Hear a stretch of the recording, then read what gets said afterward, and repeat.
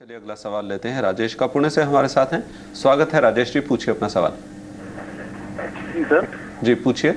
yeah, sir, I have taken a credit. I have a credit card of HSBC. Okay Now I was charged 1200 rupees in the month of April statement. This was charged by some Primus hospital.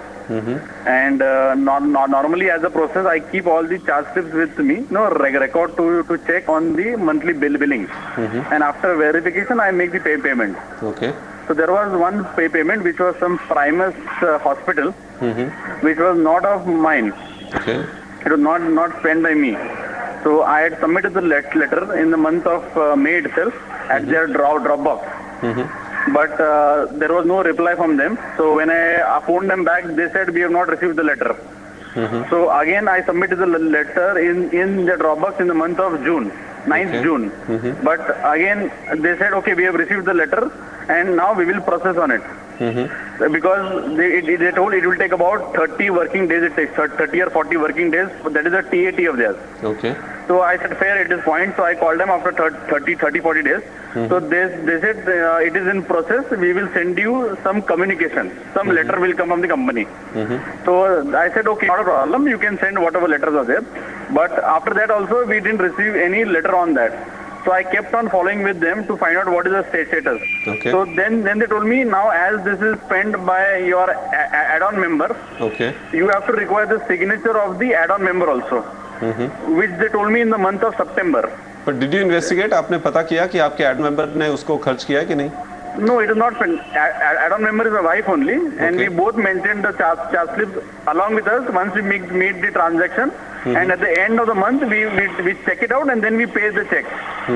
That is our process. Okay And when we have followed on this, so I had told them, if you are saying that I have spent this thing, then you provide me the charge slip. I will pay you whatever is your charges of the fees for that, and I will pay you the amount also. But till date, they have not said. So when I submitted the letter on last month in September, along with my wife's signature, okay then they told me that it is out of time. खैर ये तो एक ज़रूरी है कि limited time frame हो, क्योंकि इतनी चार्ज स्लिप्स वगैरह बैंकों के पास होती है कि तो उसको अनलिमिटेड देरी तक या बहुत दिनों तक रखना पॉसिबल नहीं होगा बैंकों के लिए। लेकिन इस पर्टिकुलर केस में राजेश जी से सिर्फ एक ही मेजर गलती हो गई है कि उन्होंने जो पहले चिट्ठियां सबमिट करी हैं इनका कोई प्रूफ इनके पास नहीं है, क्योंकि इन्होंने ड्रॉप बॉक्स में डाली हैं। और बाद में जो भी बातें हुई हैं वो मौखिक या टेलीफोन पे बातें हुई हैं, उसका भी इनके पास कोई प्रूफ नहीं है। तो ये एक थोड़ा सा वीक पॉइंट है। लेकिन मेरे ख्याल से इन्होंने अपनी तरफ से जो करना था वो बैंक के साथ तो कर लिया।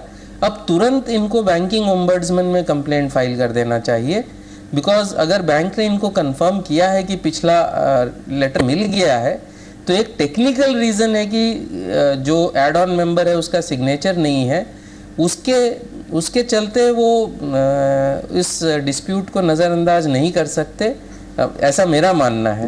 तो इनको तुरंत बैंकिंग ओम्बड्समैन में कंप्लेन करना चाहिए और मेरे ख्याल से इनको रिलीफ मिल जाएगा, बिकॉज जब चार्ज स्लिप्स आएगी और अगर उस चार्ज स्लिप्स पे इनके सिग्नेचर नहीं है तो ये रिलीफ इनको तुरंत मिलना चाहिए। जी जी हाँ, देखिए मेरे पास 2 क्रेडिट कार्ड और एक डेबिट कार्ड था जी और मेरा एक अचानक रात को जो एक्सीडेंट हुआ था जी उसकी वजह से मेरा पॉकेट में जो पाउच था उसमें ये सारे कार्ड रखे हुए थे। तो वो किसी ने निकाल लिया? ये किसी ने निकाला नहीं, क्योंकि मेरा एक्सीडेंट हुआ कहीं पर गिर गया जी।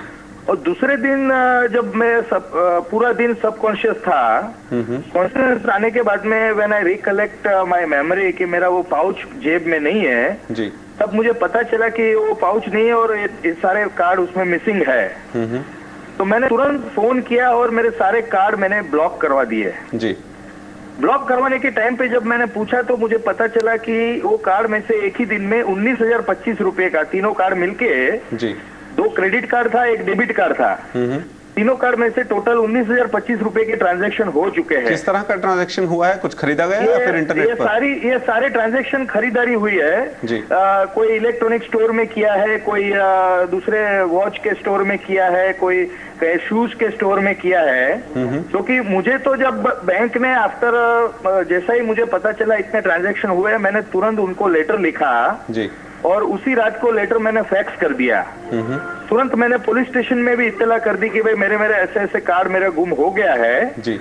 और उसके बाद में मैंने बैंक से रिक्वेस्ट की मुझे वो सारे चार्ज स्लिप चाहिए।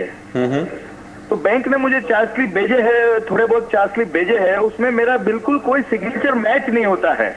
जी, तो अब बैंक का क्या कहना है? आपकी लायबिलिटी बनती है, वो ये कह रहे हैं? बैंक ने सिर्फ मुझे लेटर लिख के मुझे ये बताया कि ये चार्ज स्लिप आपके है और आपका कार्ड से ये खर्चा हुआ है और इसमें आपका कार्ड इस्तेमाल हुआ है। जी, आपका जहाँ पर इलाज हुआ है तो वहाँ का आपके पास कोई बिल है हॉस्पिटल का? जी हाँ, डॉक्टर जो हमारे एरिया में है वो डॉक्टर के पास मैंने इलाज करवाया और अभी भी मेरे चेहरे ऊपर और मेरे हाथ के ऊपर और पैरों के ऊपर निशान लगे हुए हैं और मैंने उसी रात को पुलिस स्टेशन में भी बताया था जी। और उसका भी मेरे पास रिकॉर्ड है जी। और उन्होंने बैंक ने जो चार्ज स्लिप मुझे भिजवाया है, जेरॉक्स कॉपी, वो चार्ज स्लिप के ऊपर मेरे सिग्नेचर बिल्कुल मैच नहीं होते हैं। चलिए पूछते हैं आपके लिए क्या राहत हो सकती है, क्या आपको करना चाहिए।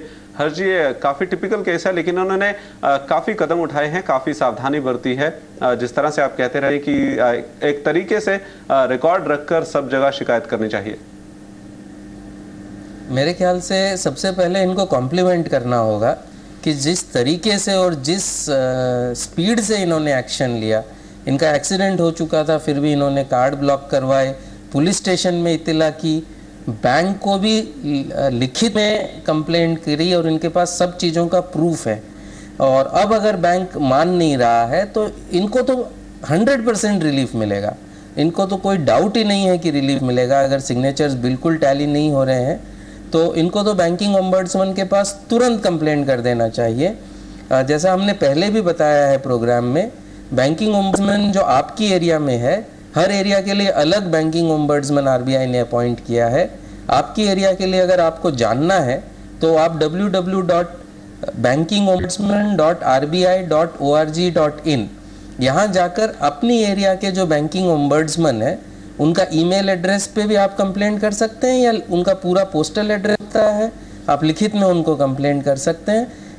इन कस्टमर को तो मुझे एकदम आई एम वेरी श्योर इनको रिलीफ मिलेगा क्योंकि इन्होंने तो बहुत ही सावधानी से और समझदारी से एक्शन लिया है। सवाल है जी, क्रेडिट कार्ड बनवाना चाहती हूँ, होता कभी नहीं है, तो अगर बिल पेमेंट करना है तो मिनिमम कितना अमाउंट होना चाहिए बैंक में?